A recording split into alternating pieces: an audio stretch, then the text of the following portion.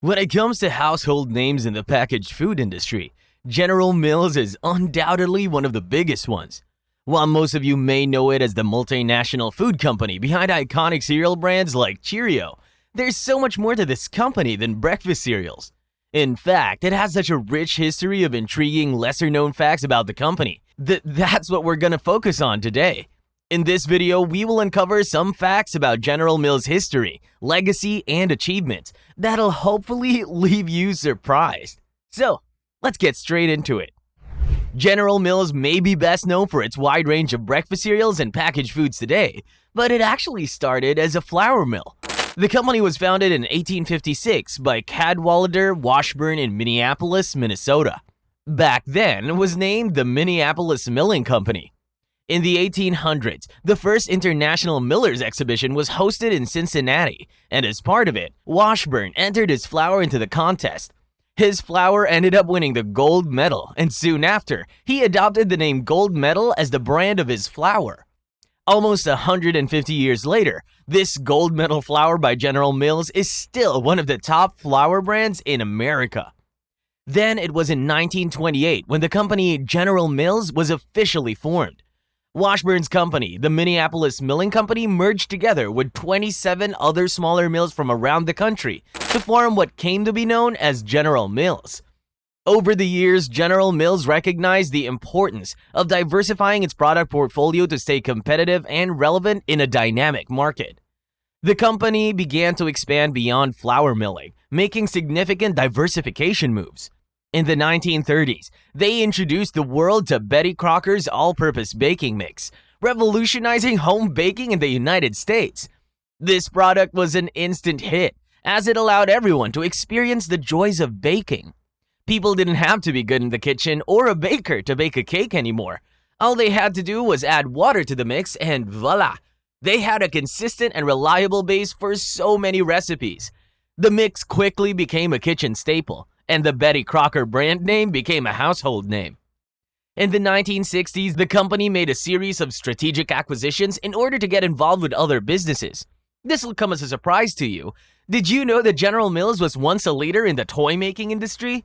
In 1965, it acquired the company that made Play-Doh. In 1967, it also acquired the company that made Spirographs and the Easy Bake Oven.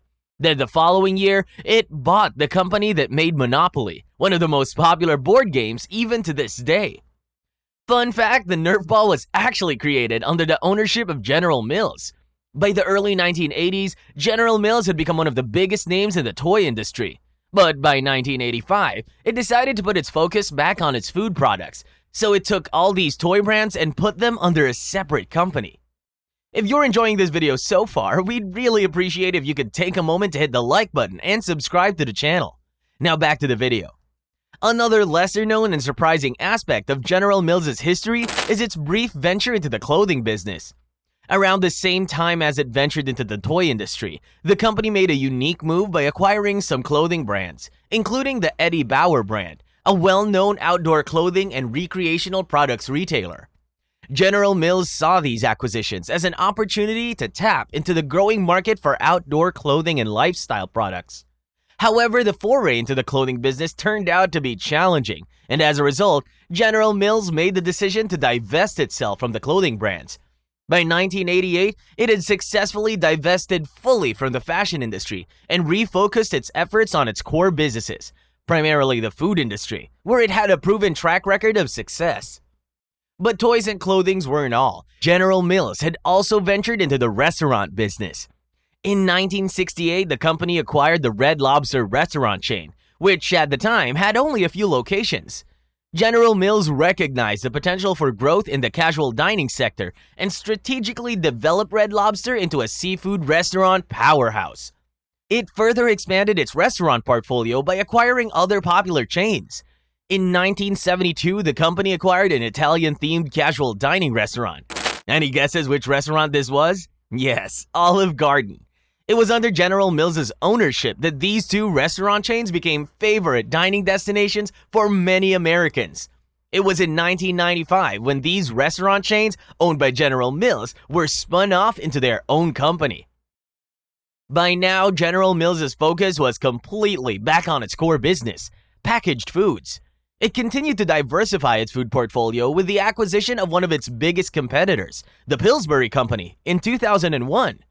This landmark deal brought iconic brands like Pillsbury, Green Giant, and Haagen-Dazs under the General Mills umbrella. The purchase of Pillsbury not only increased the company's product offerings, but also cemented its position as one of the largest food companies in the world. The evolution of General Mills' product portfolio has been quite remarkable, and it might come as a surprise to you how so many widely popular products are actually from General Mills brands.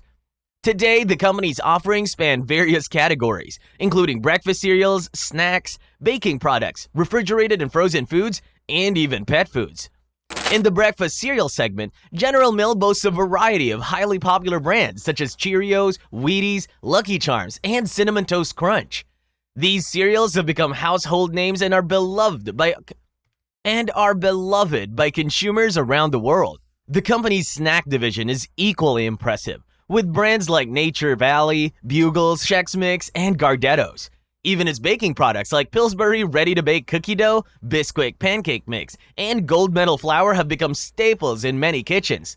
They also sell all types of yogurt under the famous brand Yoplait, and have even extended their portfolio to the pet food market through brands like Blue Buffalo, which offers a range of natural pet foods, taking advantage of the growing demand for high-quality pet nutrition.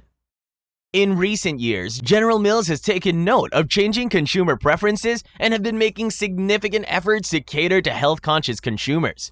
The company has been reducing sugar and artificial flavors in many of its products, aiming to create healthier options without compromising taste. They've also worked on increasing whole grain content and incorporating more nutritious ingredients into their cereals and snacks. If there's one thing about General Mills, they know how and when to adapt, invest, and divest. How else is a company going to not just survive, but thrive for over 150 years? General Mills' journey is marked by not only its successes in the food industry, but also its ventures into unexpected territories. From its origins as a flour mill to becoming a global food conglomerate, the company has continuously evolved to meet the changing needs and preferences of consumers. Its endeavors in the toy, restaurant, and clothing businesses also added interesting chapters to its history and show us that the company is always willing to explore new opportunities. Next time you go shopping for groceries, make a mental note of how many General Mills products you can spot in the different sections of the store. You'll probably be impressed by it. Anyway, that's it for this video. Thank you so much for watching. And please, don't forget to subscribe to our channel for more interesting content on some of your favorite companies. We'll see you in the next video.